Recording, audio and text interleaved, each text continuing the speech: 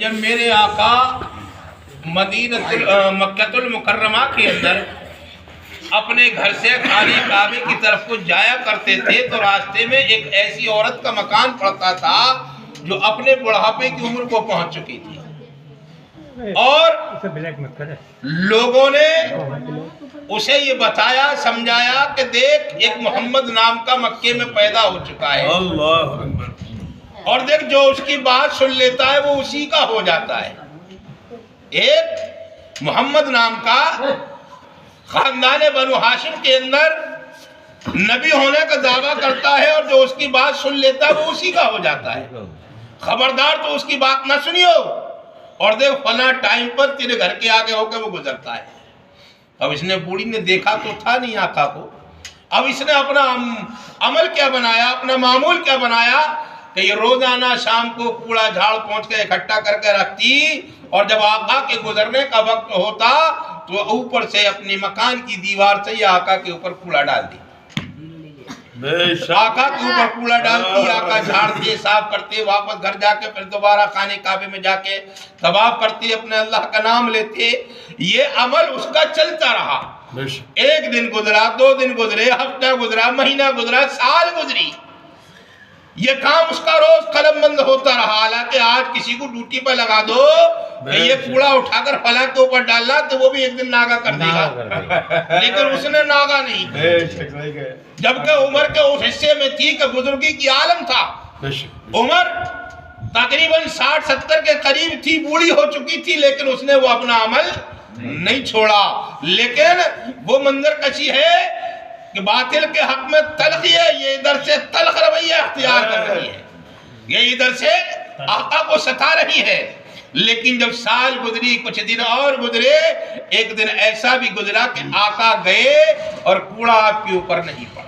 پڑا۔ اب آپ خانہ کعبے کے اندر پہنچے، پہنچنے کے بعد نماز کو ادا کیا، اور نماز ادا کرنے کے بعد دل میں سوچا کہ جو بوڑھی عورت روزانہ کوڑا پھینکا کرتی تھی، پتہ نہیں آج کیا بات ہوئی، کہیں بیمار تو نہیں ہو گئی، کہیں کوئی پریشانی تو نہیں ہوئی، چلو معلوم کرنا چاہیے کہ اس کو دقت کیا ہوئی جو آج ناغا ہوئی، کوئی تو دقت ضرور ہے۔ جب آپ گھر میں اس کے پہنچے، آواز لگائی، کہا کون ہے کہ ماں مسافر ہوں، کہ بیٹا اندر آ جا۔ جب اندر گئے تو دیکھا کہ بوڑھی ماں چارپائی پر بخار کی حالت میں لیٹی ہوئی۔ جب بخار کی حالت میں لیٹی ہوئی ہے تو آقا نے اس کی تیمارداری کی، اس کو دوا وغیرہ کھلائی، اس کی خدمت کی، جو کچھ سامان سلب اس کو منگانا تھا وہ لا کر دیا آقا نے۔ جب لا کر دے دیا، یہ بوڑھی ماں 2 روایتیں سے ملتی ہیں، ایک تو یہ ہے کہ باہر مکے سے باہر جا کر اس نے پوچھا تھا، ایک روایت یہ بھی ملتی ہے کہ گھر کے اندر ہی پوچھا تھا کہ بیٹا تو بڑی بھولی صورت والا ہے، بڑا سیدھا سادہ ہے، بڑا اچھا اور نیک ہے، اے بیٹا تو میرے دل کو بڑا بھا رہا ہے کہ تو واقعی میں بہت اچھا انسان ہے، میں تجھے ایک راز کی بات بتاتی، بیٹا اس کو گانٹھ باندھ لے۔ آقا نے کہا بوڑھی ماں کیا بات ہے؟ کہا کہ دیکھ بیٹا میں نے سنا ہے اس بستی کے اندر ہاشمی خاندان میں کوئی محمد نام کا ہوا ہے جو کہتا ہے کہ میں اللہ کا نبی ہوں، اور جو بیٹا اس کی بات سن لیتا ہے وہ اسی کا ہو جاتا ہے، لہٰذا تجھے میری نصیحت ہے کہ بیٹا زندگی میں اس کی بات نہ سنی۔ کہا اچھا اماں ٹھیک ہے۔ آپ رخصتی کا سلام کر کے جیسے واپس ہوئے تو کہنے لگی بیٹا بات تو سن جا، ارے یہ تو بتا اس پورے مکے کے اندر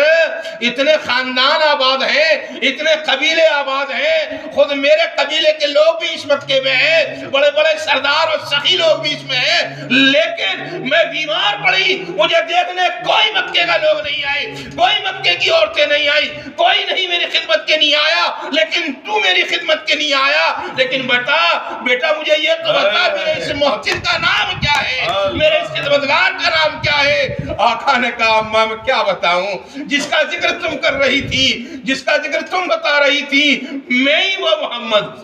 سبحان اللہ سبحان اللہ۔ جب آپ کی زبان سے سنا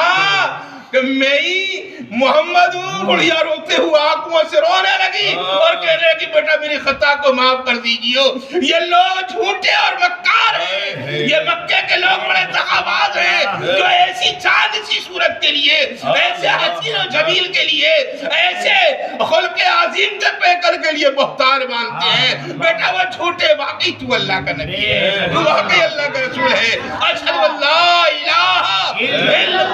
محمد رسول اللہ عطا ہوئے